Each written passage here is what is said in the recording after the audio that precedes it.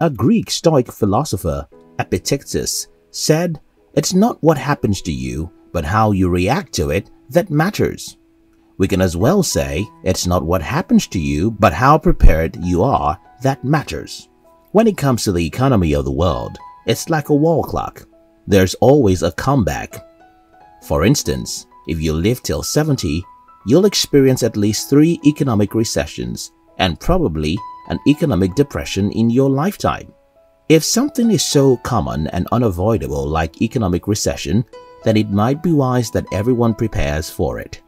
And that's why in today's video, I'm going to be sharing with you the 5 types of books you should read during this recession. If you are an entrepreneur or an ambitious person, we specially invite you to join our motivational channel, which was designed to give you daily inspirations so that you will have the strength to pursue and achieve your most important dreams. We call this channel Hunt TV, and you can join in the description box. 1. Books about the history of recession. Let's get back to my analogy about the wall clock. If you look at your wall clock and see that it's 3 p.m., you're sure we're soon going to be in the evening. Just like the clock, human history always repeats itself. If you can choose any topic of interest, be it politics, business, or economics, and take time to study the occurrences in that field for the last few decades, you can become a prophet. Because you can easily understand, for example, what often happens before the bomb explodes. You'll as well have insights into what happens during the recession and as well as what happens after. This understanding will not only give you the courage to confront whatever is coming, it will also help you to be prepared or even take advantage of economic recession. 2. Books about emotional intelligence. When the economy goes under the water, people's emotions go with it. It is for apparent reasons. Many people will lose their jobs, many will lose their businesses, and many will become poorer. Again, what happens to us oftentimes is not as damaging as how we handle it, and this usually has something to do with how emotionally intelligent we are. When things happen, most people assume that their end has come. History of the human race shows us that we're far more powerful than we often assume or believe. If, for instance, you lose your job, you can do what most people would: cry and mourn forever, or see this as an opportunity to seek a new opportunity and build a better life for yourself. The story of Thomas Edison inspired me. He worked like a crazy man every day and night in his laboratory.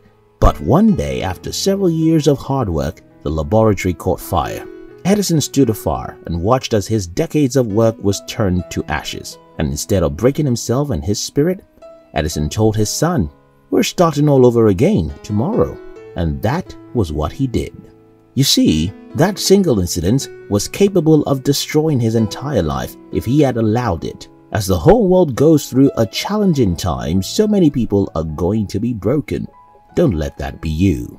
Instead, learn how to master your emotion. Just like Edison, tell yourself, "I'm going to start again tomorrow." 3. Books about money. Sometimes I think the reason I have a great interest about the subject of money is that I was born by poor parents.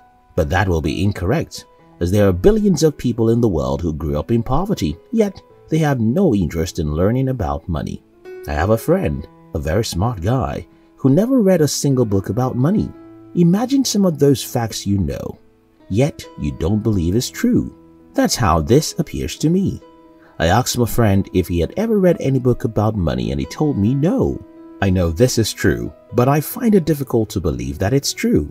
Why don't people learn about money? I think so many people believe that the subject of money is simple. And yes, it is. But as simple as it is far more complicated than most of the subjects we go to school to study. For example, in my country, every child must study and learn English in every class for your first 12 years in school. Why do we think we should study language in school, but not money? I mean, language is nothing.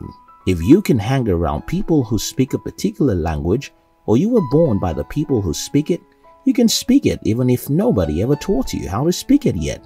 We spend hundreds of hours to study languages in our school. I'm not speaking against studying anything in school. I'm only wondering why the world thinks financial literacy is not supposed to be one of those things you should understand deeply, or we simply assume that if we can get good grades and a good job, everything else would take care of itself.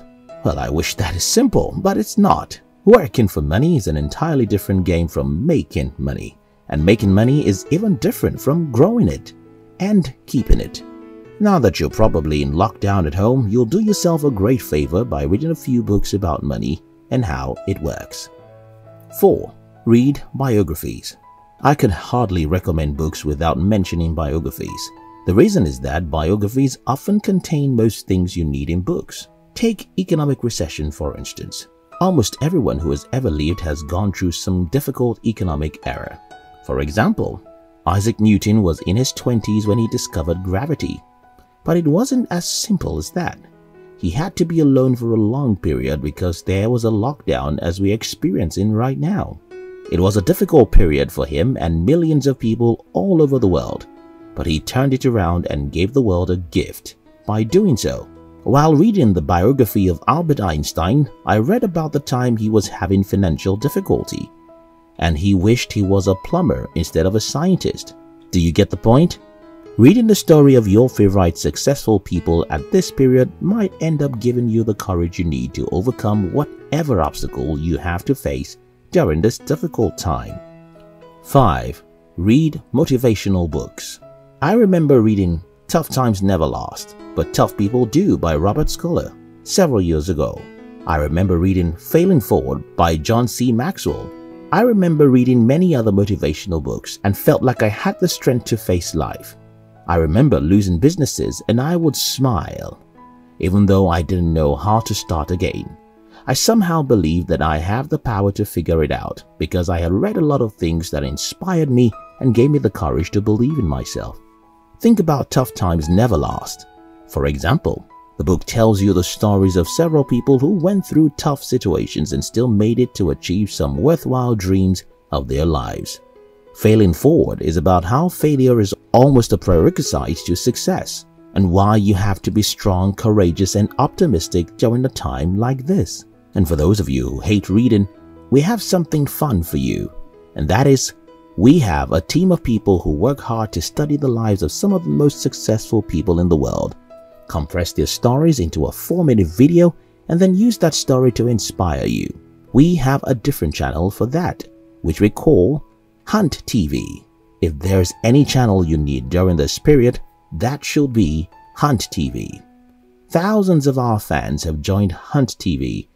Kindly look at the description box to join Hunt TV. We love you.